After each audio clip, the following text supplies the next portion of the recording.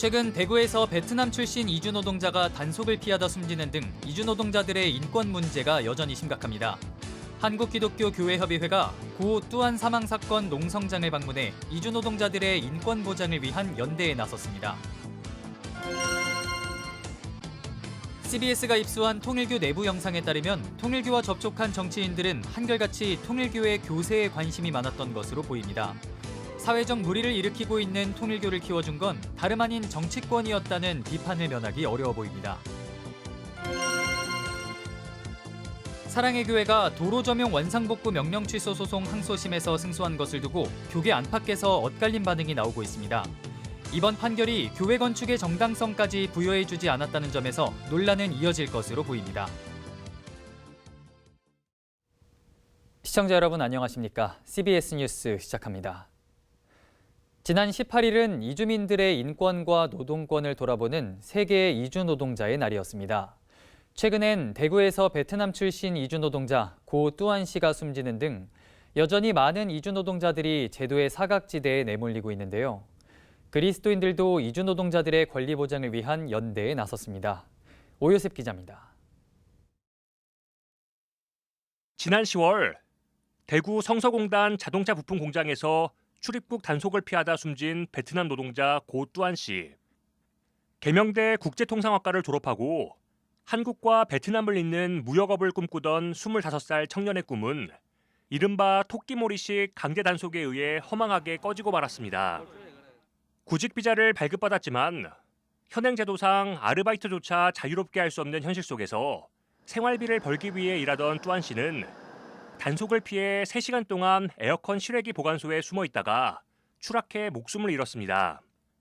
이주민, 노동, 인권단체들은 뚜안 씨의 죽음은 강제 단속 중심의 정부 정책이 빚은 구조적 타살이라며 당시 CCTV 공개 등 철저한 진상규명과 공식 사과, 단속 방식 전면 재검토를 요구하고 있습니다. 정부와 사업주는 노동자의 권리 보장하기보다는 이들의 값싼 노동력으로 활용에만 관심이 있습니다. 이 노동자가 권리 있는 노동자가 아니라 활용과 관리 대상으로만 생각하고 있습니다. 한국기독교교회협의회 박승렬 총무를 비롯해 각 교단 이주민위원회는 뚜안 사망사건 대책위원회의 농성 현장을 위로 방문하고 그들의 목소리를 경청했습니다. 대책위는 뚜안 씨와 같은 비극이 다시는 반복되지 않기 위해선 불안정 노동과 음지 노동을 강요하는 현행 제도를 근본적으로 손봐야 한다고 지적했습니다. 미등록 외국인 노동자가 사실상 산업 현장을 지탱하고 있는 구조 속에서 단속 강화보다 체류 안정화와 노동권 보장 정책이 필요하다는 겁니다. 특히 현행 고용 허가제는 이주 노동자의 사업장 이동 자유를 지나치게 제한해 열악한 노동 환경과 폭행, 임금 체불을 겪어도 고용주에게 종속될 수밖에 없는 구조를 만든다고 비판했습니다. 한국 작은 업체들은 미등록을 사용하고 있는 업체들은 망하기 때문에 해마다 단속하면 2, 3만 명 정도 이렇게 단속하고 그러면 이제 그 자리를 또 이제 새로 채워놓고 이런 구조적인 잘못된 것을 이제 이번 기회에 이렇게. 대책위는 또 실적 채우기식의 무리한 강제 단속을 규탄하며 이주민을 일하는 기계로 보며 도구로만 활용하려는 잘못된 태도에서 벗어나야 한다고 강조했습니다. 폭력적인 윤석열 정부가 세운 5개년 계획에 의해서 그대로 이정민 이어받아서 단속을 했고 또 그리고 단속할 때마다 늘 이야기하는 인권 준칙 이런 것들을 지키지 않았고 미등록 노동자들이 우리 사회에 기여한 바를 고려해서라도 안정적으로 체류할 수 있는 비자를 주고 이 사람들이 양성화해서 여기서 일할 수 있는 그런 기회를 제공해달라는 요구. 교회협의회 박승렬 총무는 이주 노동자들의 현실이 현대판 노예제와 같다며 교회가 그들의 고통에 함께하고 인간 존엄을 지켜내는 신앙 공동체로 역할하겠다고 다짐했습니다. 노예는 일은 시키되 그의 인격과 생명은 아무런 책임지지 않는 게 노예인데 결국 우리가 현대판 노예 국가를 하고 있구나라는 이 부끄러움이 큽니다. 뚜안님의 사망에 대한 최소한 정부가 사과하는 일, 아마 이게 모든 일의 좀 첫 출발이 아닐까 싶습니다. 한편 교회협의회는 오는 22일 뚜안 씨를 추모하고 유족들을 위로하는 그리스도인 기도회를 진행하고 이주 노동자들을 향한 관심과 연대를 촉구할 계획입니다. CBS 뉴스 오요셉입니다.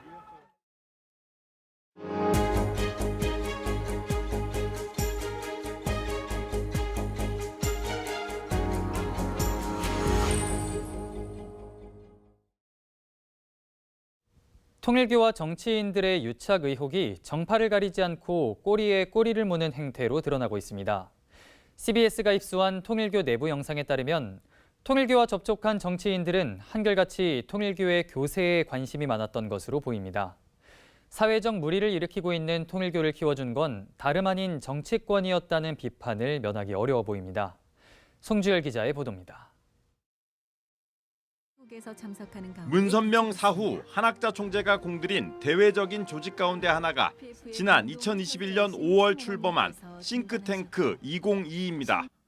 천주평화연합 UPF가 나서 국내외 전현직 정치인, 지식인 2022명을 싱크탱크 2022에 참여시켜 한국을 넘어 세계 인류를 통일교로 복귀시킨다는 천일국의 망상을 선전하는 수단으로 삼았습니다.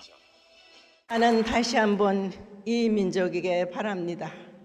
하늘의 음성을 듣는 이 나라의 정치인들이 되기를 간구합니다. 싱크탱크 2022 출범을 주도한 인물, 한학자 통일교 체제의 2인자이자 불법적인 로비 의혹의 중심에 선 윤영호 전 세계본부장입니다. 통일교 내부 영상에 따르면 윤영호 본부장은 여야 정치인들을 가리지 않고 전방위적으로 접촉했던 것으로 보입니다. 윤영호 세계본부장님께서 많은 정치 유정자를 만나셨습니다. 국정원도 가시고 또 여당도 가시고 야당도 가시고 또 전직 임팩트가 있는 반기문 총장님 이하 여러 분들을 계속 만나시면서 어떻게 하면 이 어머님 뜻을 이루어드릴까를 통일교 내부 교육 영상에서 확인할 수 있는 흥미로운 점은 통일교에 접촉한 정치인들이 하나같이 교세에 관심을 보였다는 겁니다. 만났을 때 그분들이 한결같은 질문은 몇 명입니까? 했습니다. 교사연합은 숫자가 몇 명입니까? 남북통일군이야 100만 회원도 여러 회원을 만들었지만 회원이라 우리가 라고 할 때 움직일 수 있는 회원까지를 얼마로 볼 것이냐. 평화대사, 산소내국회, 또 우리가 연결되어 있는 여성연합 이 많은 분들을 연결을 한다면 과연 얼만큼 될까? 그 숫자가 결국 우리의 힘이 되는구나. 통일교 간부의 말에 따르면 일선 정치인들이 통일교의 교세를 궁금해했고 통일교의 힘을 보여주기 위해 유관단체 회원 확대에 나섰다는 이야기입니다. 서로가 서로를 이용한 거죠.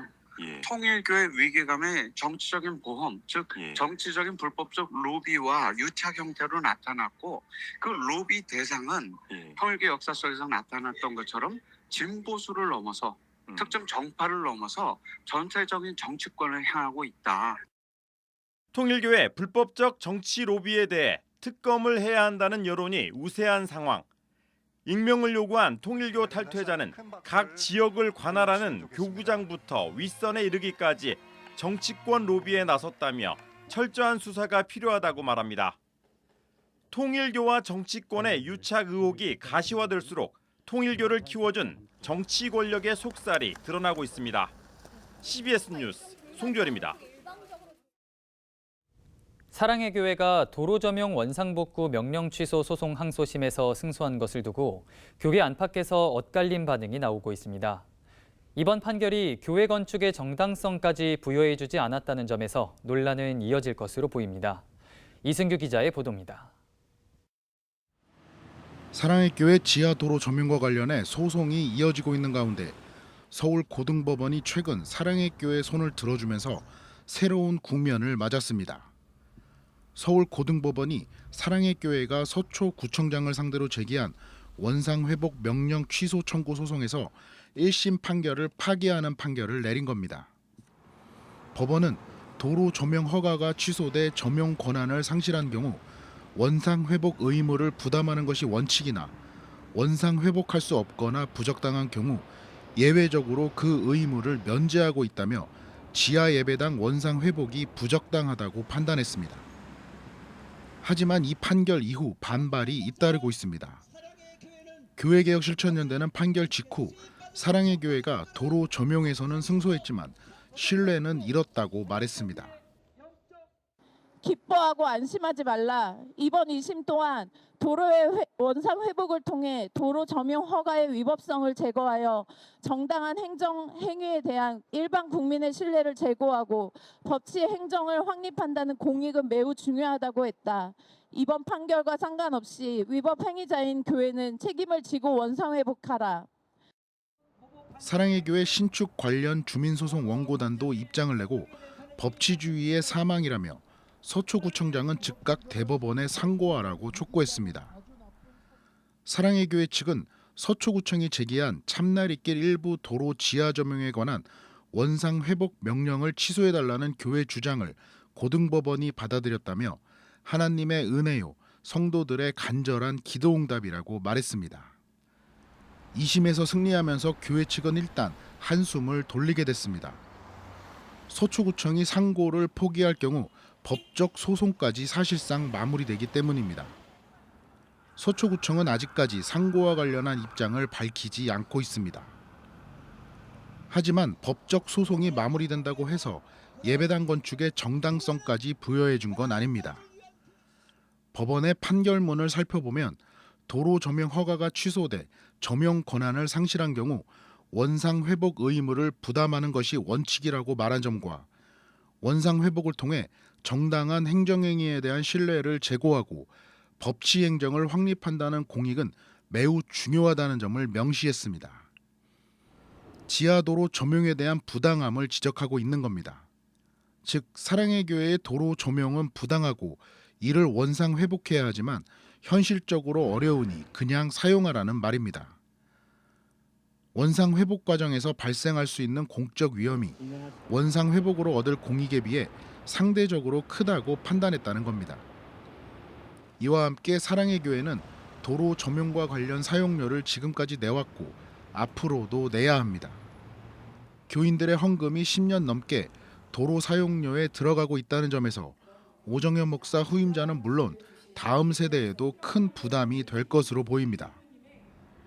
서울 고등법원의 판결로 예배당 건축과 관련한 소송전이 마무리되더라도 이와 관련한 반발과 비판으로부터 벗어나기 어려울 것이란 지적입니다.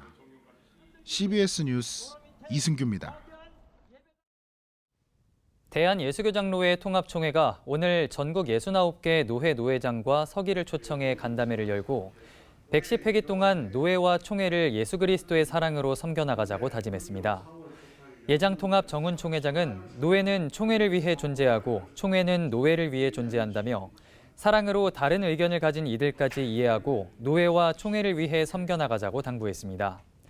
예장통합은 간담회 후 110회 총회 당시 거친 헌금을 예장 노숙인 복지회와 전국 목회자 유가족협의회, 경기 북부 이주민센터에 각각 700만 원씩 후원금으로 전달했습니다. 예장통합 농촌선교센터가 태양광 발전 수익금으로 다시 농어촌교회 탄소중립 에너지 자립을 후원하는 농어촌교회 태양광 사업 후원 예배를 드렸습니다. 통합 농촌선교센터는 올해 초부터 농어촌교회 가운데 목회자 사례비 월 200만 원 이하인 교회를 대상으로 후원 교회 공모에 나섰으며 늘푸른교회와 명곡교회, 유계교회, 대신교회 등 4개 교회가 선정돼 3에서 6kW 규모의 태양광 설비가 설치됐습니다. 농촌선교센터 이사장 전세광 목사는 빛은 길을 보이게 하고 따뜻하게 하며 치유의 역할을 한다며 영원한 생명의 빛이신 주님을 따라 우리 역시 세상 속에서 빛을 전하고 나누는 삶을 살자고 말했습니다. 예장통합총회 농촌선교센터는 창조세계 보전을 위한 농어촌교회 태양광 발전 사업을 지속하며 해외 선교지까지 지원 범위를 확대해 나간다는 계획입니다. 여성 한수 운동의 길을 먼저 걸어간 이들이 여성 한수 추진을 위해선 교단을 넘어 연대해야 할 필요가 있다고 강조했습니다. 최근 여성 한수 추진 공동행동이 우리는 마침내 서로의 용기가 되어를 주제로 개최한 2025 여성 한수 대화마당에선 예장통합, 합동과 합신, 감리교 등에서 여성 사역자들과 목회자들이 모여 여성 안수 운동 경험을 나눴습니다. 총신대학교 여동문회 부회장인 최성희 전도사는 목사 자격을 남성으로 제한하는 예장 합동총회의 헌법 개정안으로 여성 안수를 체념하는 전도사들까지 생겼다면서 차별된 문화 속에서도 여성 사역자들이 응집력 있게 나아가야 한다고 촉구했습니다.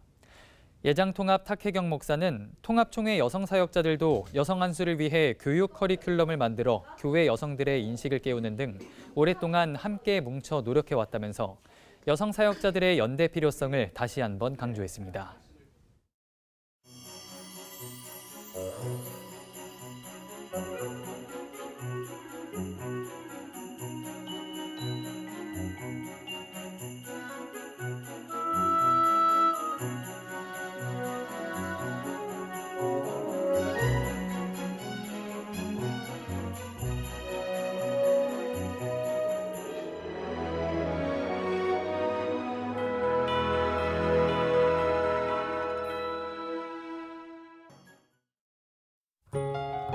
날씨입니다. 내일은 전국 대부분 지역에 가끔 비가 내릴 것으로 보이는 가운데 초미세먼지 농도가 오후부터 나쁨 수준으로 올라 대기질이 좋지 않겠습니다.